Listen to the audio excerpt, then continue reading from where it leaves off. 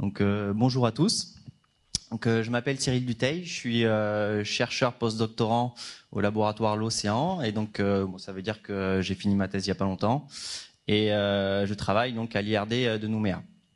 Et donc ce soir, je vais vous parler de changement climatique et de régionalisation des modèles de climat et de l'impact du changement climatique. Alors en fait, dans cette présentation, j'ai voulu vous montrer un peu la démarche scientifique. Donc je connaissais pas la vidéo qu'on avait vue avant, donc je vais rappeler quelque chose qu'on a déjà vu. Donc ici, une représentation schématique en fait de la Terre en marron et en jaune, on a le Soleil et donc on a le rayonnement solaire qui arrive sur la Terre, qui est réfléchi en partie. Donc c'est la grande flèche jaune qu'on voit vers le haut, et puis une partie est absorbée. Dans ce cas simplifié où il n'y a pas d'atmosphère, le simple rayonnement solaire réchaufferait la Terre à une température de moins 18 degrés. Dans le cas où on a une atmosphère, donc en fait cette partie du rayonnement qui est absorbée par la Terre, une partie en fait est réémise vers l'atmosphère sous forme de rayonnement infrarouge. Donc c'est la flèche rouge qu'on voit là. Et ce rayonnement infrarouge en fait il est absorbé par l'atmosphère, en fait plus particulièrement par les gaz à effet de serre. Donc ce rayonnement infrarouge en fait réchauffe l'atmosphère. Et l'atmosphère va réémettre en fait de la même façon un rayonnement infrarouge dans les deux directions, une direction vers l'espace, une direction dans un sens vers la Terre. Et c'est cette flèche rouge qui descend qu'on appelle en fait l'effet de serre. Et donc quand on augmente par émission anthropique les gaz à effet de serre dans l'atmosphère, on augmente donc leur concentration dans l'atmosphère et donc on a une injection de chaleur entre le haut de l'atmosphère et la surface. Donc c'est ça qu'on appelle l'effet de serre. Alors ces changements, on peut les observer depuis plusieurs centaines de millions d'années. Ici, c'est juste un graphe représentant les 10 000 dernières années. Donc ce sont les concentrations de CO2 atmosphériques en parties par million.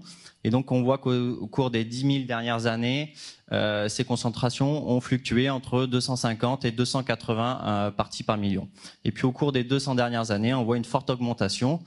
Le graphe en fait s'arrête en 2000, mais bon à l'heure actuelle, on a dépassé, je crois l'année dernière ou il y a 2 ans, les 400 parties par million. Et donc aujourd'hui, enfin ces 200 dernières années, on a eu une augmentation de plus de 100 parties par million de CO2 atmosphérique. Dans le même temps, on a observé à l'échelle du globe une augmentation d'1 degré sur les 100 dernières années. Une augmentation du niveau de la mer de 15 cm au cours des 100 dernières années et une diminution du pH de 0,06 unités en 20 ans. Alors dans le Pacifique, Alex en a un petit peu parlé. Donc ça, ce sont une carte représentant l'augmentation des températures minimales et maximales à différentes stations de la Nouvelle-Calédonie. Et donc en moyenne, on peut noter une augmentation de 1 degré au cours des 100 dernières années. Donc il y a à mettre en contraste en fait avec l'augmentation de 1 degré, mais sur les 100 dernières années à l'échelle du globe. Et donc là, on voit que finalement déjà, juste sur cet exemple, que le changement climatique, en fait, il n'est pas égal suivant où on se trouve sur la Terre. Un autre exemple de cette disparité-là, c'est ce qu'a montré aussi Alexandre sur l'augmentation du niveau de la mer. On voit sur les 20 dernières années une augmentation en moyenne de 1 cm par an aux îles Salomon et plutôt de l'ordre de 2 mm par an à Nouméa. Donc je vous ai montré ça pour vous montrer l'importance en fait de faire des études régionales quand on parle de changement climatique. Alors pour ce faire, en fait, le principal outil qu'on a à notre disposition sont les modèles de climat. Donc en fait, quand on parle de modèles du climat, on parle de plusieurs modèles qui sont emboîtés les uns dans les autres et qui représentent chacun une enveloppe de la Terre. Donc il y a des modèles de banquise, des modèles d'océan, des modèles de continent, d'atmosphère. Tous ces modèles en fait communiquent entre eux pour nous donner des projections climatiques. Et en entrée de ces modèles, on a deux forçages qui sont les émissions de gaz à effet de serre et le rayonnement solaire. Et donc après, on fait tourner ces modèles sur des gros calculateurs comme celui-ci et on obtient donc des projections climatiques. Alors ces modèles, ils servent aussi à répondre à une question qu'on se pose souvent, c'est comment on peut être sûr que le réchauffement climatique est dû à l'homme. Donc voilà l'une des principales réponses. Donc ici, ce sont des cartes, des graphiques montrant l'évolution des températures à gauche uniquement sur les terres et à droite moyennée sur l'ensemble du globe. Et donc la courbe noire, ce sont les observations. Et après, on a donc une courbe rose et une courbe bleue. La courbe rose, en fait, représente l'évolution des températures simulées par les modèles de climat qui considèrent une augmentation des gaz à effet de serre. Et la courbe bleue sont les modèles de climat qui simulent l'évolution du climat, mais sans augmentation des gaz à effet de serre. Et on voit que l'augmentation des températures observées, donc la courbe noire, uniquement les modèles de climat considérant une augmentation des gaz à effet de serre sont capables de la reproduire. Et donc ça, c'est l'un des principaux arguments pour expliquer que effectivement, c'est bien les gaz à effet de serre d'origine anthropique qui sont à l'origine des changements qu'on voit à l'heure actuelle. Alors, pour le futur, forcément, on ne connaît pas les émissions futures. Donc, on fait appel à des scénarios qui sont mis en place principalement par des économistes qui considèrent les changements, les politiques futures sur le changement climatique qui vont être mises en place, sur l'évolution de la démographie, donc sur des questions comme ça. Et donc, il y a 4 scénarios qui ont été mis en place. Un scénario pessimiste, qui est la courbe rouge. Alors, on dit pessimiste, mais pour l'instant, on se trouve sur cette courbe-là. 2 scénarios intermédiaires. Et puis, un scénario très optimiste où, en fait, on diminuerait nos concentrations dès 2020 pour... nos émissions, c'est pas nos émissions, et donc à partir de 2070, ces émissions seraient nulles, et à partir de 2070, on réabsorberait en fait une partie du CO2 émis précédemment. Alors, quelles sont les projections suivant ces différents scénarios? Pour les températures, dans le scénario pessimiste, on aurait une augmentation entre 3 degrés et 5,5 degrés. Pour le scénario optimiste, entre 0,5 et 2 degrés. Alors, comme je vous le disais tout à l'heure, on a des disparités régionales concernant ces changements. Donc, si on regarde par exemple la figure de droite en bas, on a une augmentation de près de 11 degrés au pôle, tandis qu'elle est plutôt limitée à 3-4 degrés à l'équateur. Alors, pour l'évolution du pH, donc dans le scénario pessimiste, on a une diminution de 0,5 unités de pH pour 2100, et dans le scénario optimiste, une diminution de 0,2 unités. Pour le niveau de la mer, on a une augmentation de 50 cm à 1 mètre dans le pire des cas, et sinon une augmentation de 30 cm à 60 cm dans le scénario optimiste. Et enfin, pour les précipitations, c'est un petit peu plus compliqué. On voit sur les cartes en bas que c'est assez hétérogène à l'échelle du globe. Mais globalement, on a à l'échelle du globe une augmentation des précipitations qui est de l'ordre de 2% par degré de réchauffement. Et ce qu'on dit, c'est que les régions qui sont déjà humides, en fait, on va avoir tendance à s'humidifier. Donc, par exemple, les zones équatoriales, et les zones sèches vont avoir tendance à s'assécher. Donc, principalement les régions subtropicales.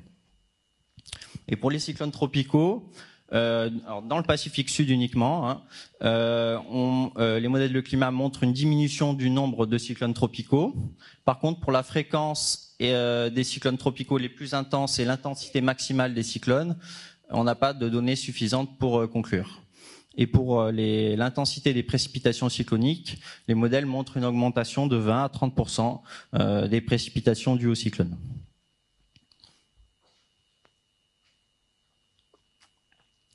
Alors j'ai fait ma thèse un peu sur ces questions-là, qui étaient en fait les changements climatiques sont différents d'une région à l'autre, et dans le Pacifique Sud, on sait que les modèles de climat sont assez mauvais, malheureusement, pour 2 raisons principalement. Tout d'abord en haut, en haut à gauche, on voit une carte des précipitations. Donc la carte tout en haut, ce sont les observations. En bas, c'est la moyenne des modèles de climat. Et puis j'ai reporté dessus l'orientation de ce qu'on appelle la zone de convergence. Et en fait, ces modèles de climat ont tendance à mal représenter cette orientation. Donc ça a 2 conséquences, une mauvaise représentation des pluies et une mauvaise représentation des cyclones, puisque c'est dans cette zone que se forment les cyclones. Et ici, c'est une carte représentant en fait la grille, la maille de calcul du modèle de l'IPSL, qui est un modèle français. Et donc on voit que la Calédonie, elle est représentée par 2 points, par 2 mailles de calcul. Donc on se doute bien qu'avec 2 points, on va avoir du mal à représenter les spécificités locales du climat calédonien. Donc pour ce, je vais la passer rapidement. Bon, on a utilisé une méthode qui permet d'augmenter au fur et à mesure la résolution de nos domaines de calcul pour arriver jusqu'à 4 km et représenter précisément en fait l'orographie de la Calédonie. Et donc les résultats, Ici sont deux cartes représentant l'évolution des précipitations d'ici la fin du siècle, en haut dans les modèles de climat, en bas donc dans nos modèles améliorés, on va dire. Ce qu'on voit, c'est qu'on a une augmentation des précipitations à l'équateur dans les modèles de climat et une diminution dans le Pacifique Sud-Est. Dans nos simulations améliorées, on montre que l'augmentation des précipitations à l'équateur est toujours présente. Par contre, la diminution des précipitations s'étend beaucoup plus à l'ouest que dans les modèles du GIEC. Pour les cyclones, nos simulations ont montré une diminution de moins 10 à moins 50% du nombre de cyclones. Pas d'augmentation de leur intensité. Et enfin, une augmentation des précipitations cycloniques de 30 à 40%.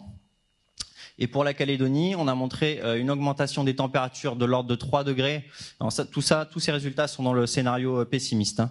Une augmentation donc des températures de l'ordre de 3 degrés, avec des différences quand même entre la côte est et la côte ouest qui sont de l'ordre de 0,5 degrés. Donc une augmentation des températures supérieures sur la côte ouest. Et enfin, une diminution des précipitations à l'échelle de toute la Nouvelle-Calédonie, mais avec encore une fois la côte ouest plus impactée, avec à Nouméa notamment une diminution de l'ordre de moins 40%. Voilà. Et après, donc tout ce travail en fait sert à l'heure actuelle pour plusieurs études d'impact. Donc on peut se servir de ces simulations-là pour faire des études d'impact sur la ressource en eau, sur les maladies vectorielles par exemple, l'évolution des feux de forêt ou l'énergie ou enfin les espèces invasives, enfin la distribution spatiale dans le futur des espèces invasives. Voilà, je vous remercie pour votre attention.